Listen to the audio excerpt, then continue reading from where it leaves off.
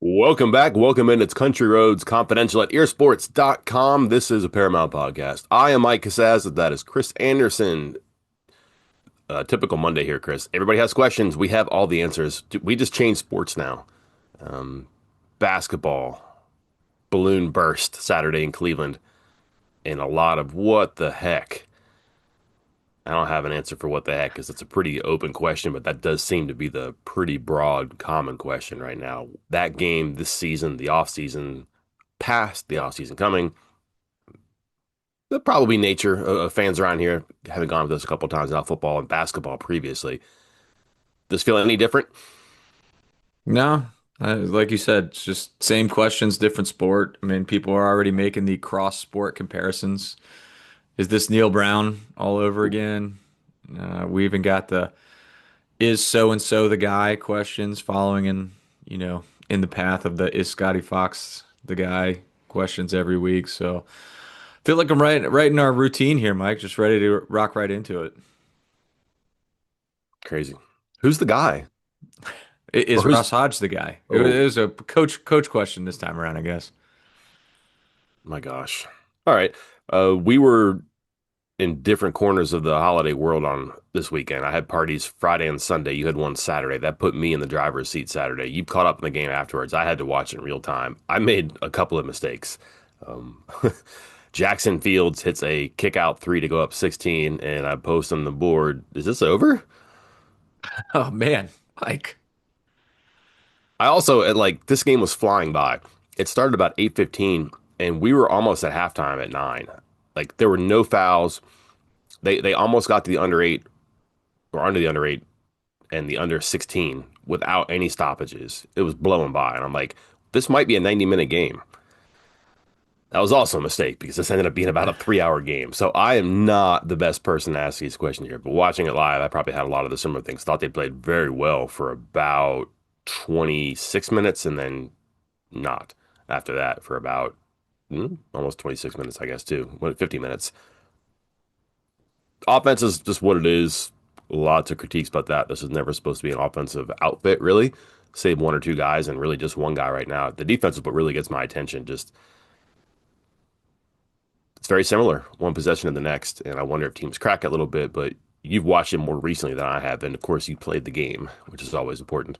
What are you noticing? What has your antenna up? My antenna's up just because of again, and I think this is no secret, but the lack of a true second option on offense. I think there's only one person who can truly create his own shot, and that's Hunter Huff. Man, you can see a little bit from Chance Moore. Eagle staff was so he got benched there towards the end of the game. Uh, Fields, Lorient, Obioa, all these guys need help. They need somebody else to assist them into their baskets, to lead them into their offense. Huff's the only one that can create it on his own. And I think that's something that is really alarming to me. In the preseason, I said if this team was going to be successful, it would be because they had more than one option, Mhm. because they had Eagle staff, because they had more. Now, people are coming back around on what I mentioned in the preseason when I said it's alarming to me that there is some Division two coach out there that is able to completely shut down Eagle staff and game plan for him. If they can do that at that level, what are they going to do at this level? And you're seeing it. It is very obviously very hit or miss. What was it? A scoreless game, then a very nice game, and then back to this game where he's getting benched because he's playing so poorly. So it's way too up and down for what you need to consistently battle at this level. And the point guard spot's a problem.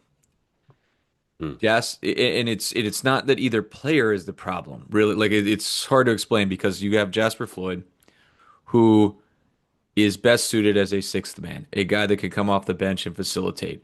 However, the issue is because there's no one else that is scoring, no one else but Hunter Huff, he is being tasked with carrying a very heavy load. And you go and watch these games, and so many of these big games, some of these games that they are losing and blowing late, he's the guy that's like initiating the offense. And I get it. He's a point guard. He's supposed to. But no, no, no. Like, it's almost like he is going one on one as option one, which that should not be option one for West Virginia. That should not be option two, should not be option three. It is an okay option to have in your back pocket, but it seems to be like their go-to thing. Well, God, what was that game where, um, hey, it was the only other game that I had to watch after the fact because I was out for something and I watched it and I live posted my reactions on the board and I was like, why is Jasper Floyd, why are they clearing out an entire half of the court? This might have been Clemson. I was like, they're Mhm. clearing out an entire half of the court for him to back down his defender, like from the 3-point line all the way down into the post, for him to do post moves as a point guard. Like a sixth man point guard is now doing post moves as West Virginia's main offense in key moments. And go back and watch this. And again, I kind of caught up on it after the fact and then watched again this morning some of the things like at the end of regulation and then some of the overtimes. And he's the main guy handling the ball until finally, as you and I kind of discussed before going on here, Huff either said enough's enough, took the ball, took over, or Ross Hodge said enough's enough. Please give Huff the ball and let him take over. Who's the Division 2 team that What was beat North that team? Dakota? Um, I'll go look it up real quick because there was multiple games that he had like 0 points, 4 points, 0 points. Here it is. What is this? I can't even tell what this is. St. Thomas, M- Minnesota St. Thomas, the Tommies. Their mascot is the Tommies, Michael. Wait, they're good though, right? Yeah, but they're Division Two. This guy's coming to play Big 12 basketball. He shouldn't be completely. I mean, was it 0 points in that game? Uh, Previous game, he got 14 points, but it took 11 shots to get there. Had multiple turnovers. Previous year before that wasn't the same guy? Yeah, 3 points against them again. 3 points against them again. So 3, 3, 0, and 14 on 11 shots. Wow. And again, I'm sure they're a very good Division 2 team, but No, they're Division 1, right? They skipped. They're up. They're new to Division 1, right? They were probably Division 2 during that time, but I think they're new to Division 1. yeah. Well, Oh, still to get like that, and that's one coach. That coach has been there forever. yeah. Wow, and for like that many games across that amount of time, I don't think I knew that about him. Yeah, just a lot of questions about him there too. Just I don't know what you do there. That's going to be a question I'm sure we're asked as we get into this, but I don't know what you do that they haven't tried or haven't done yet. And I don't know. It feels like non-conference though is almost a wash. I almost feel like that they're out of time and they need more time, obviously, but also are they kind of back at square one a little bit? Is like a restart actually a good thing for them? Like, all right, just blank slate, Big 12, let's go. But have they learned enough for all the pieces that were up in the air for a while? Are they settled where they need to be? I don't know. Like, it's going to be a really interesting. That's one word. Interesting or excuse me, conference schedule because the Big 12 extremely top heavy, but there's room to make a move. I don't know how this team can pull it off, where they're going to find it. So we'll see. Yeah, I What mean, well, in almost 3 weeks, essentially, one day short of 3 weeks, where yeah. you only play Mississippi Valley State. It's a lot of time to figure it out. Obviously, the holidays, you're going to get some time with your family. You're going to get a little bit of time to go home, but that's going to be a long time for Ross Hodge to think about his rotations and personnel because I think he's got to make a decision at point guard too. Because again, it's not as easy as, oh yeah, just give it all the time to Amir Jenkins. There's a reason Amir Jenkins isn't playing too because he needs to figure out some of the other parts of the game. I think I brought it up. Might have been the Clemson game as well. Like it was certainly in Charleston where just some of his defense and knowledge, stuff that just comes with time from playing basketball of where to be on defense, where to be on help defense, what to do as the second pass away from a ball screen, and he just couldn't do it. And then they took him out, put somebody else in, and they worked fine. So he's got to figure some things out. Floyd's got to figure some things out. It's when you don't have a clear answer at point guard, whatever that answer is, whether it's a score first point guard, a distribute first point guard, defense first point guard, I don't think West Virginia knows what they have at point guard right now. Mhm. That's a problem. Yeah. The Or one thing that I center. get, Or no, yeah. center. Apart from that, yeah. Yeah. The one thing I noticed from listening to the games is that Hodge has consistent lines, and I'm assuming he's throwing at the play-by-play and the color commentary in the pregame meeting. And one is this is consistent. Like it seemed like every time that I've watched a game, they've said this, but like Jenkins is very good at understanding complex parts of basketball, i.e., how to get the second pass that you just talked about there, the step ahead things. And he doesn't, not all the way. Maybe he'll get there. Maybe he's advanced for a freshman. But my point being that might be a frustration as you're watching and listening. He's supposed to be this. He's supposed to do this. The reality is, it's still new to him. Yeah. It's still new to him, right? And then you're taking away a full year of seasoning that he might have gotten by him reclassifying. I think people forget too. His dad is a major influence on him. His dad's an extremely successful trainer and now a high school basketball coach there too. Just imagine like what one more year in that lab might have done for him too. It's just is like undercooked is probably a good word for him. You can still cook him, but it still shows up a little bit raw on the table before you send it back to the kitchen, and that's probably where he's at right now too. But they really need him to come out of the kitchen because he would be an upgrade.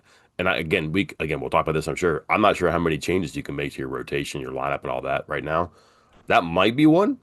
Flip point guards, maybe just like one starts and one comes off the bench as opposed to what it had been. That might be it. You're putting new burdens on Jenkins. I think Floyd can handle pretty much anything. So I wonder how much you can play those two together more than they are right now as well. Um, this is going to be a Q&A podcast eventually, by the Hmm. way, but there were a couple questions related to this topic because again, I think given what happened Saturday night, is it an overstatement to say that we needed to lead the podcast with this, that this was an alarming development that required discussion? Exactly which part, Chris?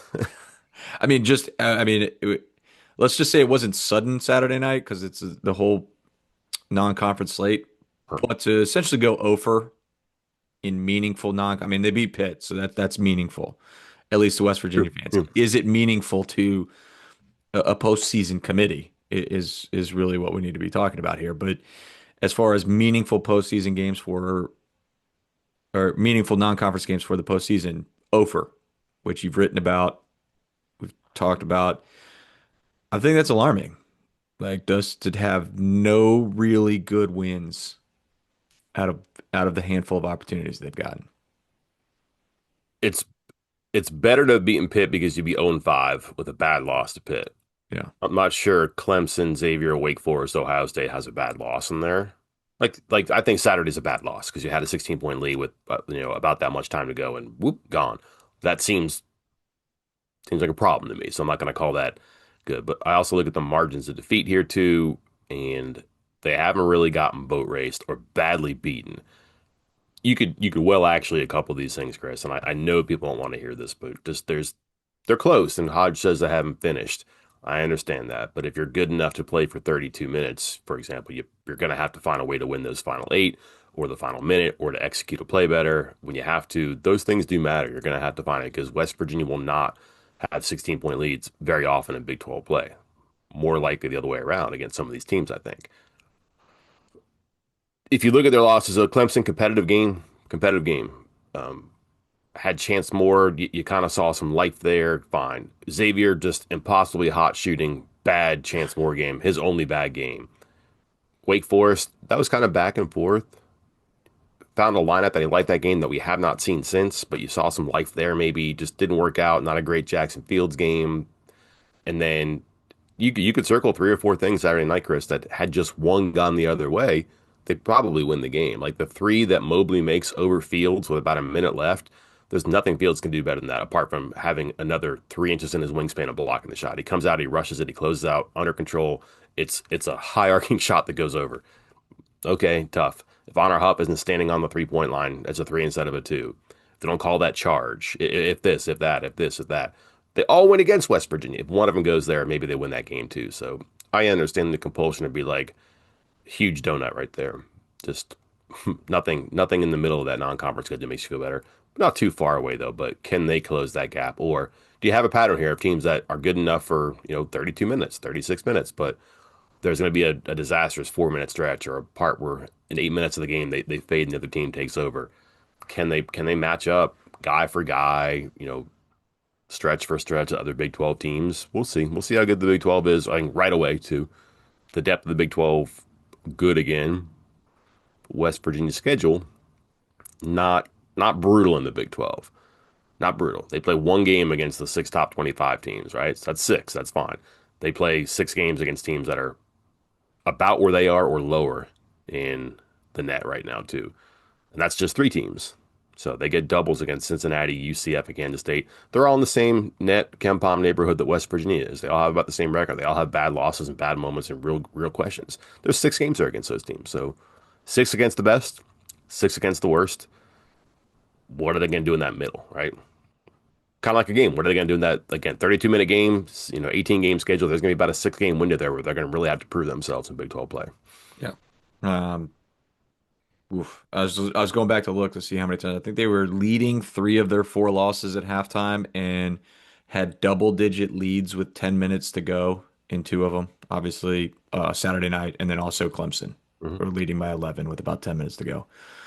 And I think again, it's all a little bit the nuance to it. You add that information into it, and that's what makes it, I think, worse for fans when they're watching it. Like, wow, Yeah. it should be 10-2 right now.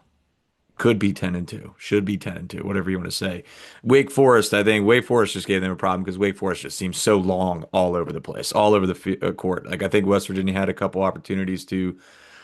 They got Obioa early on. I was like, oh, he's so much bigger than them. They should be dominating them, and they dominated the offensive glass. But across all 5 positions, Wake Forest just seems so long, like so much longer than West Virginia at the other spots. And then, like you said, Xavier was just, I mean, there's nobody that shot like that. Like, Yeah. there's not much you could do. And there were some questions because of how the Clemson game ended with them hitting a bunch of threes, with West Virginia struggling to defend the ball screen. But they defended it all right against Xavier. Xavier is just red hot. So, Hmm. a lot to be concerned about. Let me interweave a couple questions as we close out the hoops issues part of the podcast. All right. Um, Luke Zoolander asked what the 3 biggest problems issues were. I think I might have already given mine, where I said they got to figure out a consistent second scorer. They got to figure out what they are at point guard, and yeah, they got to figure out what they are at center. I mean, Obioa, again, this was even before the Eagle staff thing. I think this is what you and I talked about a lot in the preseason of being like, this is a problem. They got to figure out what this is. This is a guy who's coming from a much smaller school and was like a bit player there, and he's going to be your guy, the only guy at center. And I don't know if Ross Hodge was watching or listening to the podcast, but I think like the next week he was doing a press conference and was like, "Oh, we got other Jackson Fields will play center. This guy will play center. It'll be fine." It has not been fine. Um, so yeah, hey, they can't score. They don't have a answer at point guard. They don't have an answer down low. So other than that, you know, things are good. So let me pigeon. Let me dovetail some of these things here. Second score will go over to mine. I don't know what to do with the Eagle staff. I just like accept that you bite your lip and just hope that it works out well. It's going to be an adventure. He's going to take no shots for 9 minutes, but he's going to take 5 in the first 4. Like something like that could happen. I liked what he did early on. I didn't like the shots didn't go in, but like those are shots that bounce to him in the paint. He's got to make, but he's got to take it too. He can't take it in the paint on a loose ball and then just whip it around the perimeter. He had open looks. To play the way he did the other night and to not shoot early in that game would have been crazy. To play the way he did the other night and then play the way he did when I say the other night, days earlier when he had the 23-point game, to play the way he did in that game when he made 5 threes against Little Rock, and then to not shoot against Ohio State would have been bad. And again, the ball found him in good positions there in the opening part of the game. He was 0 for 5, though. That O really matters. The 5 does not. The O matters. It would have been nuts for him not to shoot, I think. I see people saying, hey, start him on the bench. Chance Moore is a better player. He could be a second scorer. He's great from the triple threat. He can grab a defensive rebound and run. He can start his own offense. I understand that. Do you really want Tracy Eaglestaff sitting on the bench, thinking his way through things, being analytical, wondering what this particular game calls for? I'm not sure that's best for him because it's apparent to everybody who has watched or chimed in on this now, even inside, that he thinks too much. He's putting too much on himself. He's trying to just go out and play, shoot it, let it go. I don't know what you do with him. I don't. You can't not play him because then you're way too short as far as personnel. Like, all right, maybe you give him the Morris Ugasuk minutes, which are 0, right? If he's healthy, I'm not sure he's healthy. We'll see. I wasn't there. I don't know. But if you swap them out, are you getting a big difference right now? I don't know. But the potential for Eagle staff is there that I don't know you can canister that and just stick it on the shelf. But you got to find a way to get out of him because that's your second score in July. That's your second story that you pulled from South Carolina. Remember, he committed to South Carolina first, and all of a sudden he's back out there, which is very curious how that happened. That means they liked him and they saw something for him. You cannot give up on him. I don't know how you pull something out of him though. So that's my one, and that probably overlaps with your second score. Two, yeah, OBO has a little bit of mine too. Just that if you're gonna have these different players and these odd combinations, you're gonna have to find a way to do something. They have a luxury. They have a 7 foot, 270 pounder. Chris, what do they do that imposes a 7 foot, 270 pounder on the other team? Nothing. Nothing. Like, and this is observational and silly, but like when I watch him, I feel like there should be people flying all over the floor when he's in the game. He's a little bit too feathery for my liking, but when he's in there, I feel like guys should be bouncing off of him and he should be throwing bows and knocking people over or whatever, just running around trying to be a 7 foot, 270 pounder, which this team does not have and few opponents will have an answer to. I'm not still not sure where he's put in positions to be that type of guy and that type of force. Is it too much of a tilt of what they do or what they intend to do to do some Harlan Obioha stuff? I don't know what the game plan is. I don't know how many pages are in the playbook or paragraphs are on the page that are Harlan Obioha stuff, but you have this somewhat unique asset. Can you do something with him? But more importantly, can he actually do it? They may know way more than I sound like I know here, which would be a problem. And number three, it goes to defense for me. I think about this sometimes, like in boxing. If you keep your hands in the same spot over and over, you're showing people where to throw a punch. Like you got to move the picture frame so the ball can't slide through the window, right? You gotta move your hands, things like that.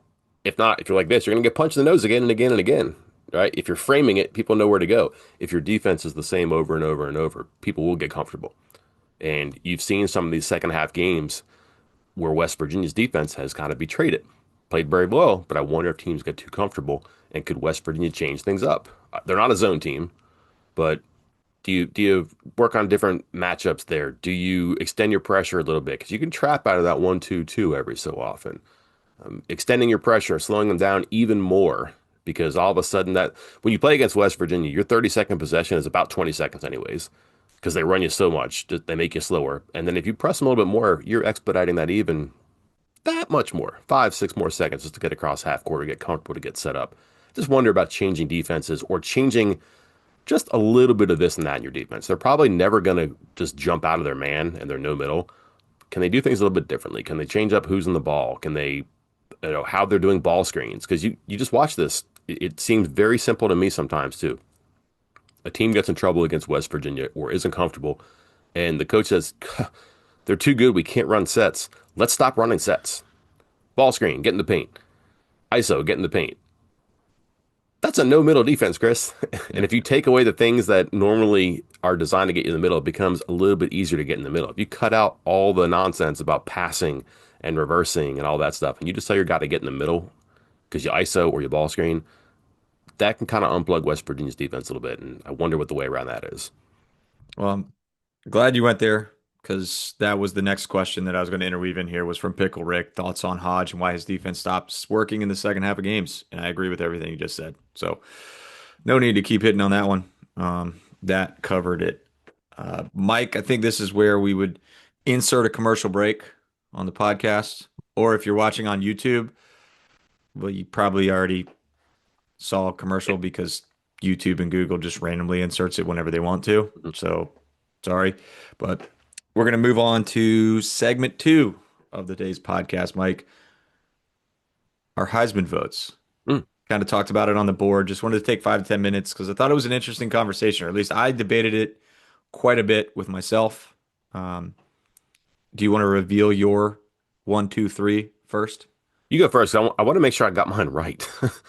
You don't remember who you had. No, I know who I Uh, voted for, but I want to make sure I'm 100% on this. okay. I went Mendoza, Pavia, and Jacob Rodriguez from Texas Tech. Ooh. I did for me, it was kind of like there's just a 1-2. And then I was like, all right, not that again, Rodriguez, I think had a lot of third base votes. I wasn't alone on this, and it doesn't matter if I was, at least not to me, but in my opinion, it was like it's these two guys, and then there's somebody that should be rewarded for being the best. And there's an argument that Jeremiah Love is the best running back, and I don't think it's a wrong argument, Mhm. but I went with Rodriguez. I thought he had such an enormous impact on a team that very well may win the national championship, and I just think he's something special. Mhm. So uh, did you go same route or you went a different way? No, I was trying to figure out who I gave my third place vote to, but now I know. I went Saiyan third, Mendoza second, Pavia first. Okay. I thought about Jeremiah Love in that three spot. I couldn't get over the fact that like I know Sane has immense weapons around him, but he's a pretty good player. And if they had won the Big 12 title game, he might be up there. I mean, he might be the winner. That's how. So, but I also think he had a pretty good season too. Just every time that I mean, I saw them a bunch on TV. Just he got better and better every time. Thought about Love. Running back had a great season, but he didn't lead the country in anything. Mm. Like, so how could he be the best player in the country if he wasn't the superior running back? And I understand that sometimes that, some guy will have more touchdowns or more yards per attempt or more rushing yards, whatever. He didn't have any of that stuff. So that was hard for me to give him that one there. And then I think Mendoza's great. I think he's got good talent around him. I think everything helps, but and he's the best player on the best team. Is that the award? What it should be? It shouldn't be that way every year, I don't think. But typically the best team is going to have the best player. I just think that what Pavia did this year was so unique and exceptional. I do kind of factor in a little bit that Vanderbilt's Vanderbilt. It's Yeah. punchline 4 years ago, right? Here's a 10-win team with an absolute star. He was great passing. He was their leading rusher. He had rushing touchdowns. He was good in good games. And I think he's like a memorable player this year too. Like if you look back at the 2025 season, you'll remember that Mendoza won the Heisman. I think that like college football fans are going to have more singular memories of Pavia, which is not what I vote for, but I do think that he had the signature plays, he had the performances, the stats meant more to his team. I think overall, when you look at where he contributed in how many areas, that said, probably the big Heisman moment of the season, despite all of Pavia's trophy striking poses, right? Is probably Mendoza's touchdown pass and that drive against Penn State. Yeah. I get that. That's fine. Did he make that catch though? He did not. So an acrobatic catch at the back of the end zone. I know that's a Heisman moment, but I give the credit to the receiver there too. But I don't have a problem with either one of those guys. I just thought Pavia was like the signature player of 2025 because of his performances and his story that he put together. And maybe this adds to your argument, it takes away from my own vote, but when it was you get the email and it's like, hey, get ready to make your vote, and I'm like, I want to wait till because you get it and it's like, oh, you can make your vote now. I was like, I'd like to watch the championship games, the Yeah. conference championship games before I make a decision here. And as soon as I got it and before I put it in, I was like, yeah, I mean, do I need to watch it? Because I'm probably voting for Pavia. And and Vanderbilt's not playing in the championship game. So how big of an impact is it? So I started there. And maybe that, again, maybe that takes away from my own vote. Maybe that helps your argument that the first person I thought of was Diego Pavia. I was like, this guy, all the stats you just mentioned. Vanderbilt, again, a school that doesn't typically do well, goes 10-2 for what was it, first time they've won 10 games in 100 years or something like that. Um, but I kind of went back and forth on it. It was very, very close for me. I ended up with Mendoza because Indiana, also a team that Sure. is not very good. Like they are is similarly a joke as Vanderbilt was for a very long time. I looked at some of those big games. You mentioned the Penn State one where he hits the touchdown to win the game at the very end in the game against Ohio State. Now that was a brawl, a defensive brawl, but he again hits the touchdown that is the eventual game winner. Of course, it's earlier in the game. And against Iowa, he hits a touchdown to win the game in another one-score game late in the fourth quarter. So I felt like he had some big moments that helped them get some key wins to put them in as the number one team heading into the college football playoff. So that was kind of my tiebreaker. But again, you're right. Like when I was like, hey, I gotta vote for the Heisman this weekend, it was like, yeah, well, I'll vote for Pavia, Yeah. and then kind of flipped a little bit at the end there. Um, Wonder when a running back's ever going to win it again. well, and my other thing with Love, why I didn't include him was what's the other running back for Notre Dame? Price. Like he was awesome whenever Price was in there. So again, now I'm sitting here like, well, is Love awesome? Or is Notre Dame's offensive line and offense awesome while the opponents they played terrible? Because Price is hopping right in and averaging 6 yards per carry and has double what like, yeah, a touchdown every 10 touches. Like, Oh wow. yeah, so like I'm like, yeah, he did pretty awesome.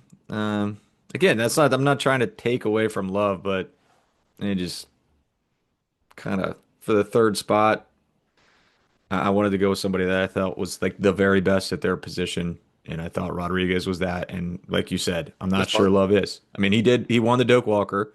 I think he's deserving, but there's a lot of good running backs out there, and I question how much of that was Love and how much of that was just an awesome Notre Dame offense and a pretty weak schedule.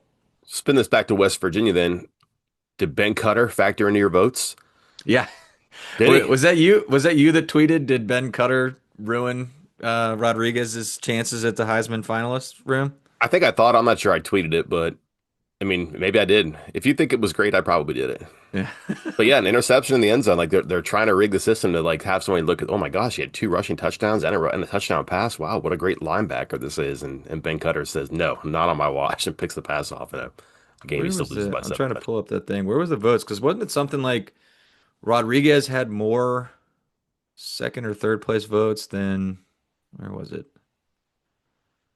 I can't find the full. Where's the full results? Because I thought there was something like, was it saying was so far behind everybody else? Here we Hmm. go. Here's the full votes. Okay. Come on. Oh yeah, yeah. Jacob Rodriguez had more first place votes than Sagan. He had 17. I'm not ready to go that far. Sagan had 8. Jeremiah Love 46, but yeah. So he was up there. I'm surprised it was such a landslide though. The seventh highest percentage ever. Really? I kind of thought that he and Sane would split votes.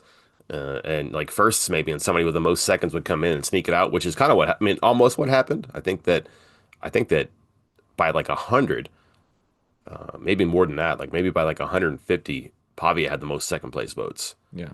which is And kind did of what I you thought uh, might happen, but not enough first, obviously. by the way, when did they start doing the breakdown to publicly reveal it at least? Um, the number of points by the region. I, I I like never it. saw that, and I never saw them do like here's the voting 5 through 10. I never saw them do that before this year either. Yeah. So Yeah, here, that was I interesting. like it. I like the transparency. I like the voting for the region. Maybe they did it because it was so even across the board. Because I know that's always a thing. Like, oh man, you got all these people in the Southeast, and they're all going to vote for whoever's in the SEC, and nothing else matters. Or everybody in the Midwest is always going to vote for somebody from the Big Ten or something like that.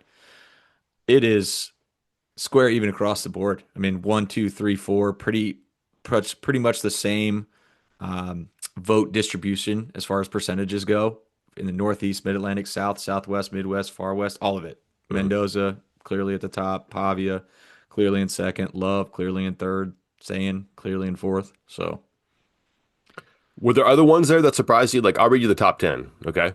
yep, Rodriguez, fifth. Jeremiah Smith, who's awesome, yeah, sixth.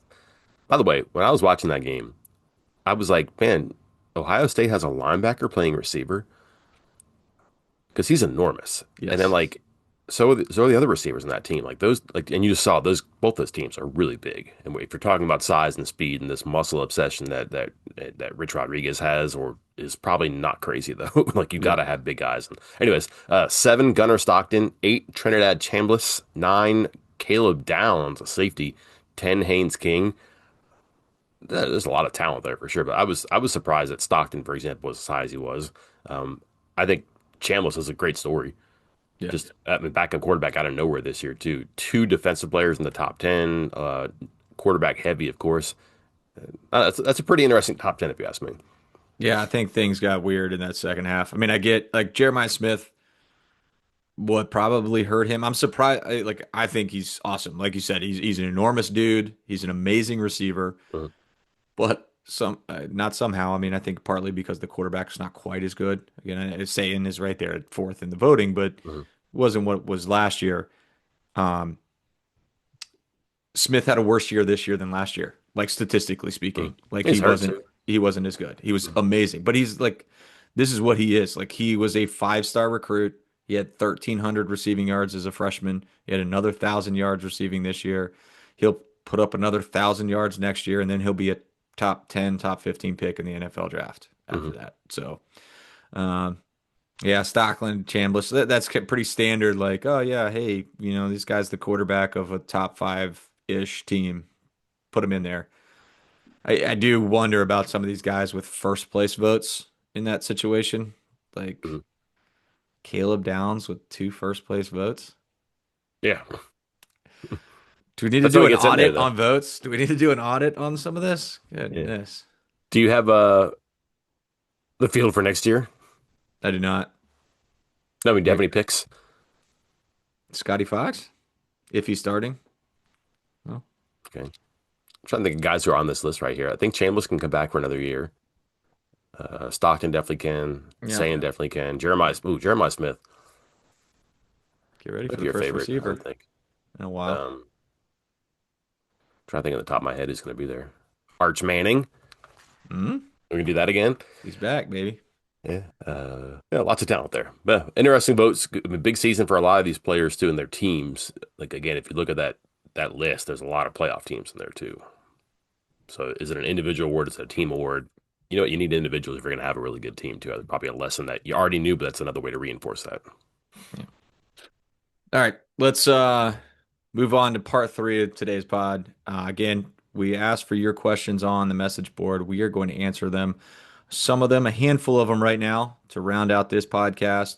One of them we're going to save to be part of Thursday's podcast. We'll have a couple for a Wednesday video, Friday video, and a written mailbag. You guys are going to supply all of your own content this week. We appreciate it. Thank you. But we will answer the questions that we're going to answer right now are again the most upvoted one. We are, except for two. I saved two that were, I mean, there's just addressed directly to Mike. So I feel like I have to ask him on the podcast. Please don't start addressing all of your questions to Mike to No. force me to ask him on the podcast. Yeah. So I don't like move them to him because then I'll just start answering him in the mailbag in Mike's like tone or something. A But lot of let's get words. started. The most upvoted one, Mike. Can you guess what it is? Scotty Fox, the guy. Yeah, that was part two of the Oh, come question on, no. from BNWVU 72. Do you think WVU has a deal with a portal QB already? Also, is Scotty Fox the guy? Now, you said it jokingly, but Good. let's address the first part. I'd hope not because you might be limiting your options. Mhm. So I'd hope not. Do they know who's going to be in? Probably. I think you could probably guess a lot of that. And they probably, I'm sure there's a way to get in touch. Is it done? No, but do they have like a top three or does one of their targets have West Virginia in the top three? I think we're naive to think that doesn't happen too. I will say this. This is what really cracks me up about this time of year is that I look at this stuff and this stuff finds its way to me and people ask me about this when I see them at Christmas parties or if they're just texting me, oh, they're into that linebacker from like that FCS school. It looks like he's really good. The wish list right now, and this is on social media. Oh, I'm looking at this guy's tape. He'd be a great addition. It's all FCS guys. You Yeah, know why, Chris? they're the only ones in the actually in the portal. So let's chill a little bit. Like West Virginia has contacted these linebackers. And I get like some of that is that why are they only looking at FCS guys, Chris?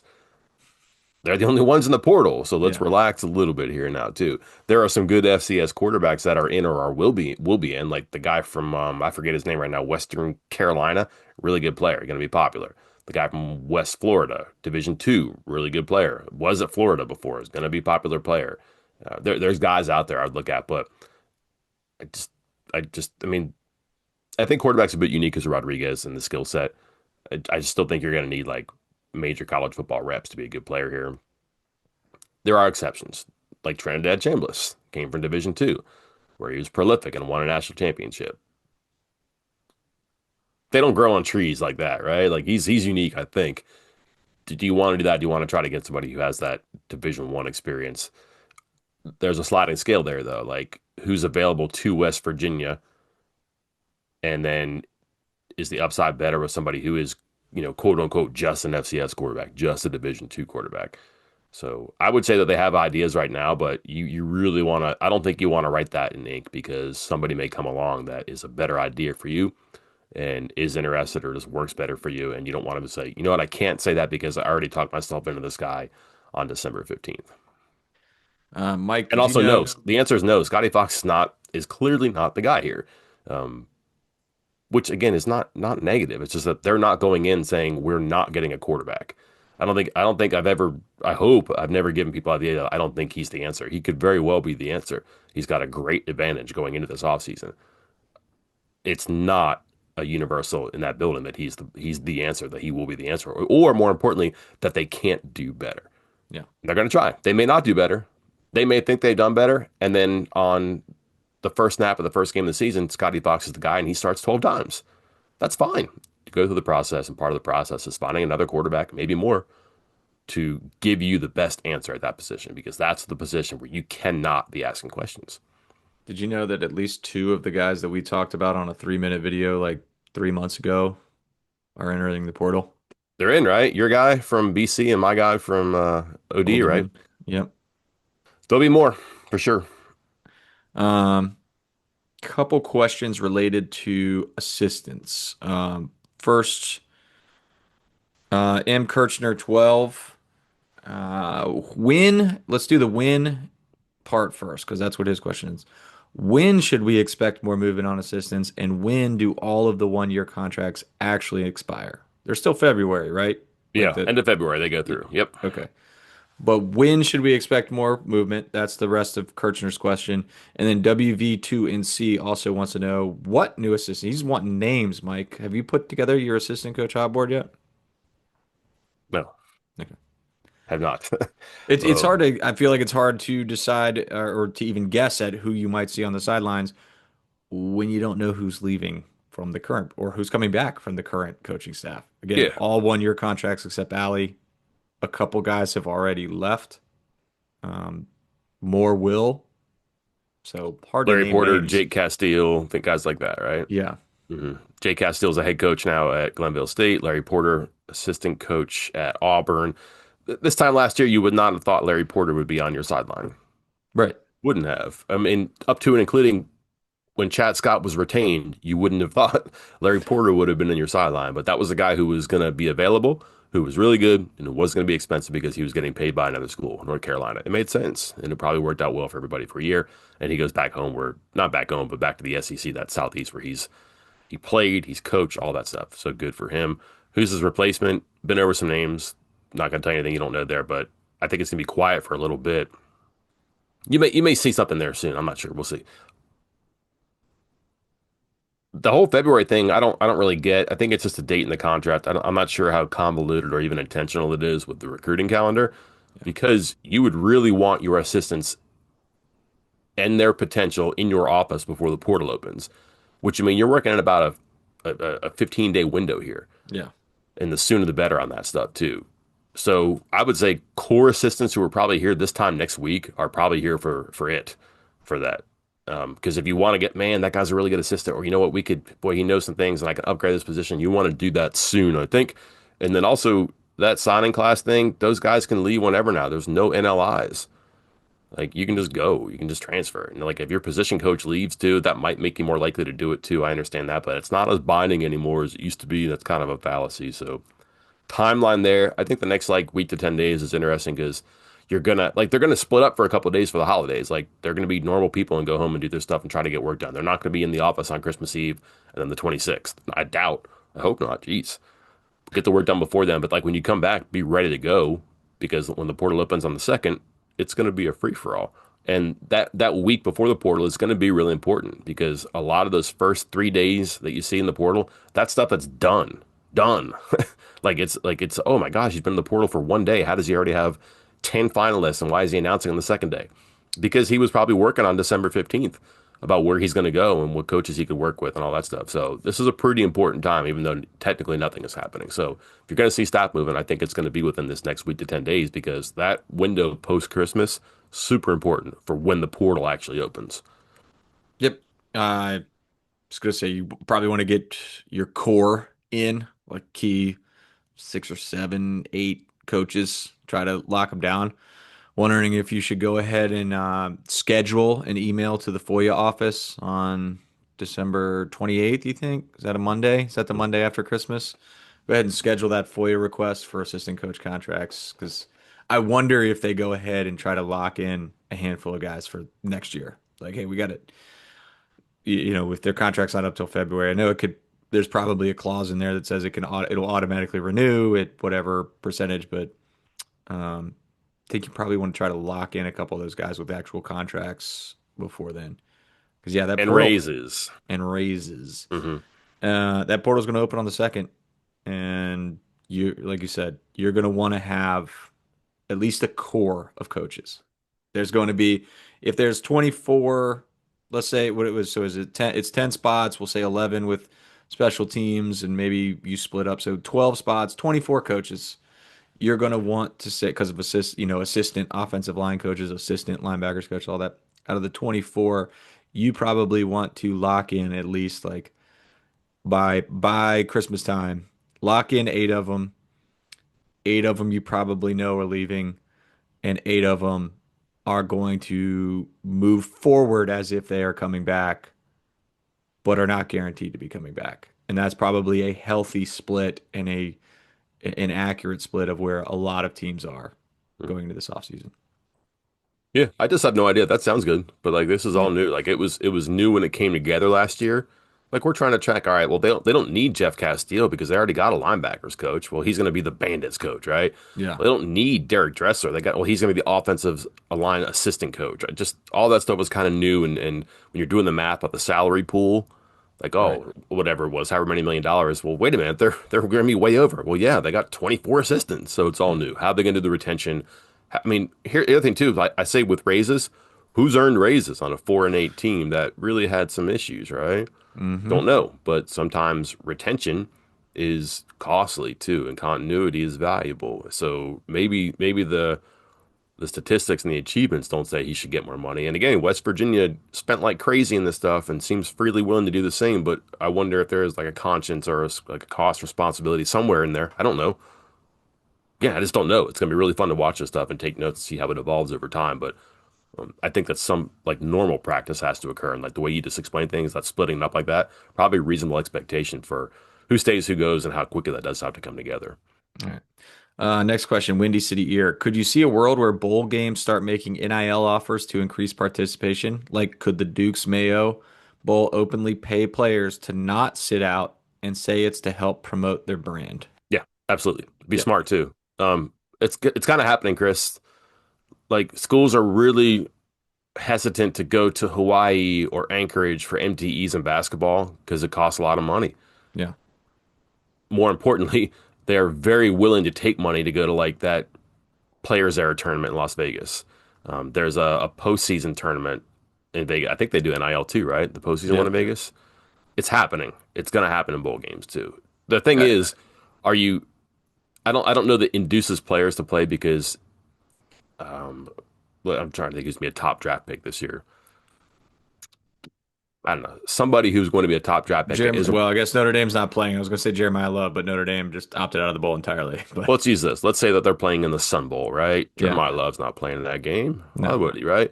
Is NIL going to make him like, hey, we'll give you 300 grand. I'm not playing because it doesn't fix my ACL if it gets right. blown out, right? But does it make a team participate? Would NIL get like a Notre Dame to actually play in a bowl game it doesn't want to play in? That's interesting. But how big of a package does that have to be? I think there's ways to do it. I don't know what the practical part of it is, but just the fact that it's happening in basketball effectively makes you think that there's a way that this will actually seep into bowl games too, but also maybe into non-conference games in college football. Which direction does this go, Chris? Are there rewards or are there too many risks for playing a big non-conference game now too? And if all of a sudden those go away, this is not a good example, but like like why would West Virginia play Virginia in Charlotte twice? Right? Like if West Virginia doesn't have to do that because if they go 8-1 and they win the Big 12 and they do enough in non-conference play, by beating two Group of Fives and an FCS team. Why are you playing Virginia or Power Five in Charlotte? Well, now all of a sudden those major stadiums, those organizers, they still want to have those games and make money. NIL. I wonder if it goes into regular season stuff. Maybe not postseason because again, the risk physically, the risk is not going to go away with a check unless you're like an underclassman, you can come back for like multiple years. But the exposure, the benefit in season, that might be something you can sweeten. You remember when, I mean, I remember because it used to be one of the most popular stories that we would put out this time of year. The bowl game gift guide. It's like the Yeah, list of all yeah. the gifts that you got, Uh-huh. and it would be like, oh my God, they're getting a $50 gift card to Carrabba's. Oh, it's amazing. It was like blowing your mind when it was like the bigger bowls, they got a PlayStation. You're like, holy cow, a Mhm. PlayStation? Unbelievable. Now it's like, yeah, instead of the $300 video game console, I'll take 300 grand. Call it even. Um, Also, RVA, hey, you huh? know how Vanderbilt was like, "Hey, we'll play a game this week, SEC a championship game. They're Yeah, trying to play that extra game. Could that be like your NIL game weekend? yeah. That'd be kind of All interesting. the Like, bubble teams, be like yeah, just a all the couple. playoff Yeah, bubble teams, be like, let's yeah, go. that Four might of be them. interesting. I want to say that like there was a bracket buster Saturday that was built into college basketball season years ago. This is before I covered it, but there was I don't know if it was like some random assortment of games that they determined during the season that was going to help put one of these teams higher on the resume. And they just I want to say it was like manufactured in the season. It wasn't like a prefab thing. It wasn't you knew in November you were going to play this team, but you just knew you were going to have a chance to play on this open weekend. So it's not complete without precedent, but it would be unique. But that was something fun to watch this year. Like Notre Dame, not Notre Dame, Vanderbilt was thinking, man, if we had one more data point, we'd really be close to that top 12, maybe in it. Can we manufacture it? Well, what if you had a situation like that where Carabas says, "Hey, winner take all $1 million to play in this game, and you also get that valuable data point." That'd be really cool. We better get some gift cards out of this, or I'm calling it Olive Garden Yeah. instead. But could you imagine that though? Like, say you're Vanderbilt, but then all of a sudden, like, uh, all the teams in front of you lose, like in the championship game, and you're like getting warmed up for your game. You're like, oh wait, whoa, whoa, whoa, whoa, whoa, never mind, never Yeah. mind. We're not playing anymore. We're Yeah. good. We're Yeah. we're good now. We're in. We don't want to Buy play. us out, please. Yeah, We'll give some of the money back. we'll pay the fee. It's We'll fine. cash out that ticket when you have the 7 teams set in the 18 parlay. Yeah, Yeah, you'll just cash out exactly. at seven. We're good. We're good. I'll take 40% payout. It's good. Mm. RVA year. Chris and Mike, what's your favorite holiday beverage? Whiskey Adult sour. beverage. Yeah. Do you do? I don't. I'm going to tell you right now. I don't. Do you do eggnog? Not a fan. Not a fan. I can't do dairy. Dairy and alcohol do not go well for me. I don't like it at all. So I It's a guess tough one. I guess wine and cheese is okay, but like Sure. I just can't do like milk and ugh, What about creamer. like wassail, mulled wine? Nah. Yeah, that was served at a party this weekend. Smelled good. Not a fan of the taste. Like wine, I'm like, oh, it's hot. Yeah. Not my thing. No. Um, So not a sake guy, the Japanese wine I've that's had like what good is it, sake 100 before. degrees? Yeah, I've had Yeah. good sake and bad sake. I'd like the good more than the bad, obviously, but it's not like my palate. Like, there's a big difference too, but it's Yeah. not my palate. Again, yeah, you're right. Hot alcohol beverages kind of a. I just think about like summertime, something cold, like feels good, Yeah. right? Hot toddy, however, different story, I You're guess. in? And those aren't bad around Christmas time either. No. I was gonna say my taste in adult beverage really doesn't change based on the season. It's still pretty much the same. A couple Diet things. Dr. Pepper and No man, I told you I had to get off the diet Dr. Pepper. It's too much caffeine for my old body. I had to go get switched to Sprite Zero oh, and that's right, my and bad. and and some bourbon. That's it.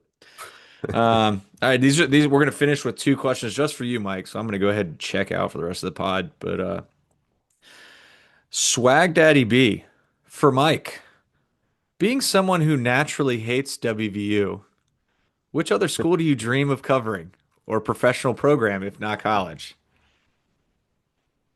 So What this what is did I miss this weekend? Did you say something that caused everyone to realize that you hate WVU? no What's going fun. on? So I used to have this recurring dream, and it kind of does fit with my personality. The answer is Liverpool. I think Liverpool. I think European soccer would be really fun to cover because the transfer season, as they call it, their free agency is fun. Also, like you don't like players don't have to talk to reporters. They just come down a tunnel, and if they want to stop, they stop, and they don't, they don't. So it's kind of like I just think about like Steven Gerrard wants to talk to me, but nobody else because we're boys. Yeah, So that'd be fine. And the press conferences, like their tabloid style journalism is wild. And I think about this. There used to be a coach named Roy Hodgson, who was the head coach or the manager at Liverpool, also one of the best players in in program history. And he had a speech impediment where R's came out as W's. So, which is a heck of a thing if your name is Roy. yeah. And the tabloids used to call him Woy, Woy, all the time. And I was like, not fit in or fit in wonderfully here. I don't know, but it'd be a big challenge. My recurring dream, though, was that when I worked at the Charleston Daily Mail, which is a newspaper that used to exist in Charleston, West Virginia, I got traded to the Daily Mail in the UK for like some type of package of like paper products or something like that. I forget what it was exactly, but they traded me there and God, like I it's was your own dream and you got traded for paper products? something Like, like give me, that. Yeah. come It on, man. wasn't, yeah, it was not my dream, I guess. I'm certainly worth more, right? Collation at least. So I went to the Daily Mail in the UK and I was covering soccer and it was pretty fun actually, but I kept having this dream that like from one Daily Mail to the other. And then I was like, this is a great TV show. Could I be on the BBC with this? And maybe one day I'll actually get the gumption to sit down and do it, even though my Daily Mail doesn't exist. But I think soccer in Europe would be really cool to cover. College team is always a fun one too, because I'm biased here, but I really do think that there was like a 10-year period where just the craziest like fantastic stuff happened to WVU. Like you could Yeah. put it up there with other schools. Like USC had a wild run of national championships and scandal and things like that. But at the same time, West Virginia, for various reasons, was really good in football and basketball, but also really newsworthy in football and basketball too. I wouldn't really trade that for anybody. But other schools, I just think to be like in the machine of covering like one of those major programs would probably drive me crazy. So pretty happy Yeah. where I'm at. So I'm not sure I'd trade it for college sports, but pro sports, I think European soccer would be a lot of fun. Yeah, that 0-2, God, you kind of want to go back a little more to pull in the switch over to Rodriguez. I don't know, 0-2 to 12 or 2000 to 2010. Like if you start the West Virginia kind of begins to, let's say, modernize a little bit by going to Rodriguez, you Yeah. like you're not going to see a lot of coaches like Don Nealon anymore who are 2 decades at a school. You're just not. You're going to see a lot of coaches who are like Rodriguez, who are Yeah. kind of ambitious and young and want to make things happen. So you figure from there to the Bill Stewart, Dana Holgerson torpedoing and Holgerson winning the Big East and scoring 10 touchdowns in a bowl game against Clemson, a whole lot happened between those two bookends. Like a whole lot. Novels worth happened between those two bookends in football, in basketball, in, you know, palace intrigue. President disappeared of a university, Chris. Like a scandal involving the governor's daughter, which we Yeah. just kind of don't talk about because it's not sports. But like again, just fantastic stuff happened under the big top here. Well, and that's what I was trying to go back because I was like, so do you want to? I guess you could include it. Like if you went like 2002 to 2012, that would include because also in basketball, you still had all the chaos of the um Gail Cowlett just vanished for like half a yeah, season.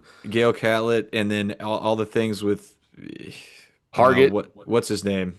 yeah, Uh the announcer, the slash writer that Dockich. yeah, that all of that whole thing drama. So yeah, you could loop it all in. Yeah, like you said, bookend it. You could bookend it with the Dockage stuff and switching over to Rodriguez and finish it with the Holgerson, Stewart, Nuts. all of that. Hmm. Oh my God. And don't forget Like you like John said, Beilein's annual "Will he, won't he" stay or go? NC yeah. State, trying to think of other schools that he was at. I mean, well, ultimately at least from Michigan, but there were like 3 years in a row where you thought maybe he'd leave because there was interest elsewhere too, which And like I is said, and on the field and the court, having success like they never had before, like or close to it at yeah. least, and consistently. Because I remember, I think I was writing stories about how it was for football. If you committed to West Virginia and stayed for 4 years, you won a BCS game for like 20, like it was like Mhm, 15 straight classes. Like mhm. it was like because they were spread out just enough, but they were winning. And it was like you won a BCS bowl game if you committed to West Virginia and stayed for 4 years. There was a stat. There were two programs that could say that to their major sports, and it was Michigan State in the Final Four, West Yeah. Virginia in a BCS game for like a 12-year period. If you signed and you stayed 4 years, you're going to play in a Final Four or a BCS game, which is, I mean, it's really rare company. And it happened. This is one of those two schools. Last question again. This is a Mike specific question from WV Nomad 7. Lord. Which is more difficult, a football hot board or a basketball hot board? And which is more fun? Which is more difficult? Which is more fun? Fun? They're Um, both fun, I equal. think I think football is more difficult because well, there's not, basketball is difficult because people did not want to believe the answers. They just didn't. Um, God, probably they part didn't in football either. no. There's quite a number of people. As I Foot- recall, you putting the Rich Rodriguez stuff out there and some of our competition just blasting it as never happening. Somebody screenshotted me their cancellation notice, their email from CBS. Like they had to go out of their way to cancel it and tell me that. Yeah, And I was like, I don't, I'd love to keep you guy, but like it's not my fault. This is yeah, what they're going to do. And that was like the third day of the search too. yeah, Um, Basketball is difficult because people didn't want to believe the answers too. And I just think that there's a bit of a disconnect between like what basketball is it. We had this whole conversation. It's a top 25 program. Is it not? But like there's so many schools that are able to spend their way into that now. It was difficult. We've done this 3 years in a row too. So well versed of that. As people think people did not want to believe that. Football is just harder because there's so much interest in it, and there's so much noise that comes in. Like there's just way more media or media adjacent people online or that have access to your thoughts to get into your thoughts. And that's why I isolate my stuff on these things. I just kind of get in a bubble. I don't really pay attention to it because it's just a bigger sport. There's way more interest, way more people who have an investment, who are curious, and who just drive the engine for updates, for knowledge, whatever. Which isn't it's fun, and that's why basketball's not as fun as football because football's got such immense following and appetite for news, which is a challenge for me, but also fun for me. And um, I just I think it's harder though because so much intel, there's so many voices, there are so many influences on the search, donors, search firms, agents, fan bases, all that stuff. It's not quite as big in college basketball unless you're one of the elites. But even then, there's just not a lot of them. Your average college football program, let's just say like a West Virginia, is going to have huge following. Like look at our numbers during coaching searches, Chris. Like I'm never going to yeah, reveal them, but like massive, like top of the network kind of a stuff for little old West Virginia, right? yep, What's the parallel for basketball? Like, would it be like Kentucky coaching search, something like that? yeah. Like a major program there, and it would take something like that to move the needle. Like again, like your average college football coaching search would. Like coaching searches are just an industry in themselves right now, but it's because of college football, I think. So you just have a good time with both of them. I just wanted that to be clear. Best, Wanted to repeat it. You enjoy both best. of them equally. So I can't wait for the next one. So Oh, good. yeah, I'm What? good. Wonder when that's a whole other episode, I guess. When's our next coaching search here? I honestly, I hope not soon. I'm good. I'm good too, I'm believe sure me. you're good. Uh, but actually, we're both good. I think we'll end it on that. Again, we got more questions. We're going to take one of them that's probably going to be another like 10 to 15 minute conversation. We'll use it as a segment on Thursday's podcast. We got a couple that are 3 minute answers that we'll use for 3 minute videos Wednesday and Friday or Tuesday and Friday. And then the rest I will answer in a written mailbag. Actually, one of them I might be writing a complete whole story separate from. So I got a lot of good questions this week. Apparently, the anger that builds up from a bad basketball loss produces some good questions. So we'll go with it. Let's not get used to that then, huh? Yeah, let's hope not. We'll get used to the questions, maybe not the inspiration. All right, well, we'll see. December 22nd, next basketball game at home against the literal worst team in Division One basketball. Um, Get right game. should be fun. Until next time, I'm Mike Casazza. And I'm Chris Anderson. We will talk to you then.